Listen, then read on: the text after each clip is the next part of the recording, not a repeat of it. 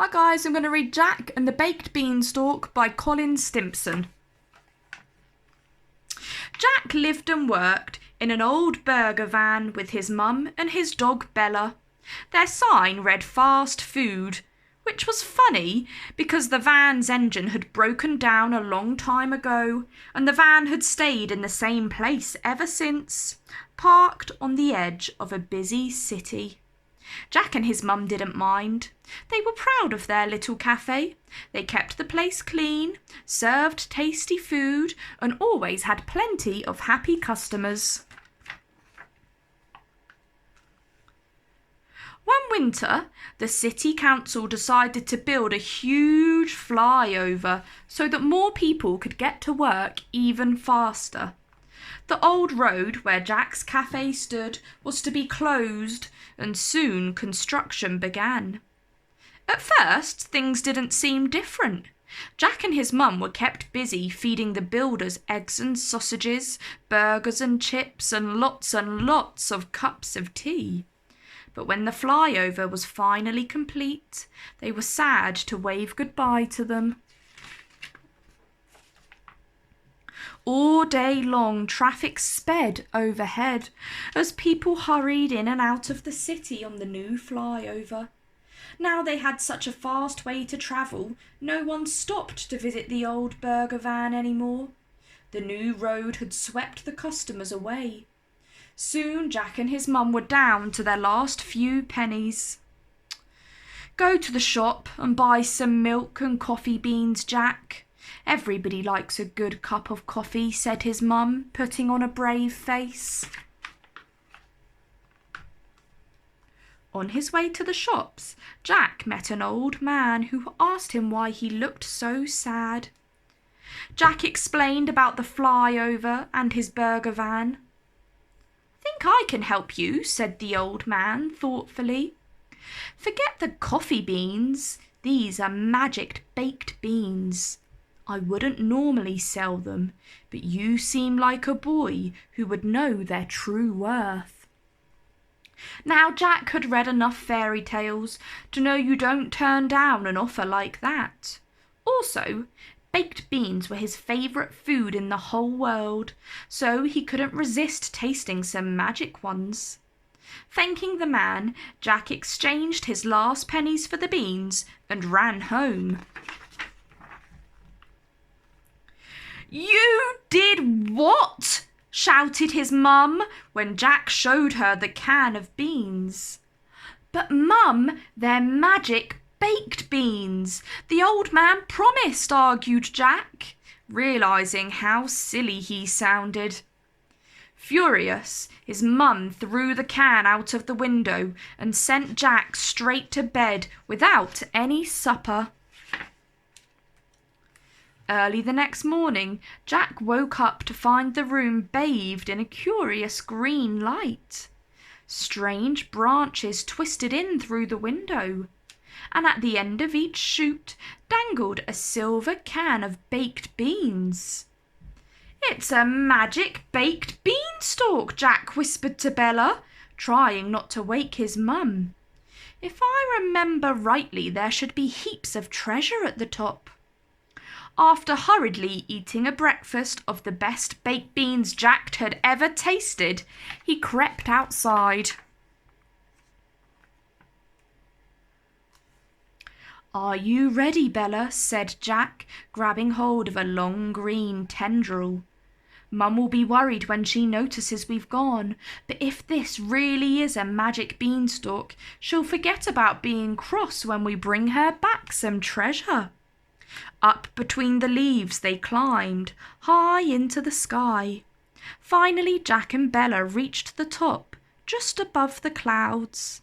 The last branch wound its way to the steps of the biggest castle Jack had ever seen.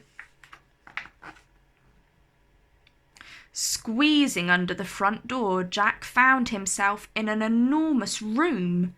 Suddenly there was a bone-shaking clunk, then another, and another, followed by the sound of someone singing, "Fee, fi, fo, fummy, I'm always counting money.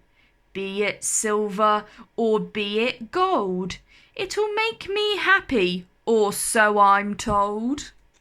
Sure enough, Jack could see towers of golden coins stacked up in front of an enormous table, and behind it an even more enormous giant. "Uh-oh," whispered Jack. "I'd forgotten about that bit of the story."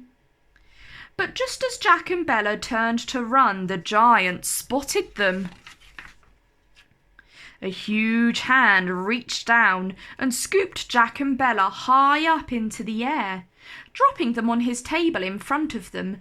And in front of them was the most enormous chicken Jack had ever seen. "We have visitors," boomed the giant. "So I see," squawked the chicken. "And we know just what to do with visitors, don't we?" said the giant. "Now you stay there. I'll be back in a jiffy." And with that, the giant grabbed a handful of the chicken's eggs and marched off to his kitchen. Soon the sound of clattering pots and pans was making the table tremble. "Is he going to eat us, chicken?" squeaked Jack, shaking with fear. "Don't be silly," cackled the chicken. "He just wants to make you some lunch. He hasn't cooked for someone new in a long, long time." As Jack watched, the giant switched on an enormous radio. Then, his foot tapping along to the sound of music, he began to make the biggest omelette Jack had ever seen.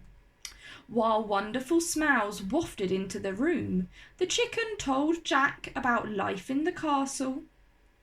"Every day, all day, the giant counts his money," she clucked. "He doesn't know what else to do with himself. And it's hard for the radio. She's a magic one, you know. She can only play at lunchtime, as the giant needs silence when he's counting." Just then, the giant appeared. "Lunch is ready," he cried cheerfully. Over lunch, Jack told the giant all about life at the bottom of the beanstalk, and the giant told Jack all about his money. Jack thought that having such treasure was fantastic, but the counting sounded a bit, well, boring. "I do get pretty lonely up here," confessed the giant. "Would you consider staying? You could help me count, and I could cook us tasty meals." "Sorry," said Jack. "I just couldn't leave my mum. I should be getting back." "Can I come with you?" sang a small voice. Jack and the giant turned to the radio in surprise. "I want to play songs all day, and I've always wanted to stretch my wings," clucked the chicken. The giant looked glum but agreed that his friends deserved a change after all their years in the castle. With a heavy heart, the giant walked them all to the top of the beanstalk. "Are you sure you won't come with us?" asked Jack. "If this was the fairy tale, you'd be chasing us all the way down." "I'd love to," said the giant sadly. "But truth be told, I've always been a bit scared of heights, and it looks a long way down that beanstalk. I'd better stay here and count my gold." So Jack and Bella climbed onto the chicken's back and, clutching the radio, began the long journey back down to the ground. "Goodbye! Goodbye!" hollered the giant, waving his handkerchief.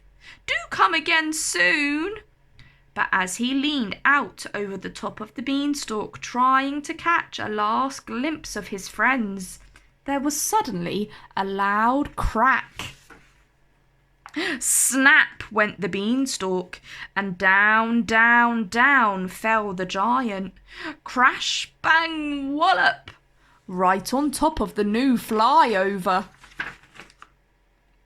Cars skidded in all directions, but fortunately no one was hurt. "Are you all right?" asked Jack, who had luckily reached the ground just in time.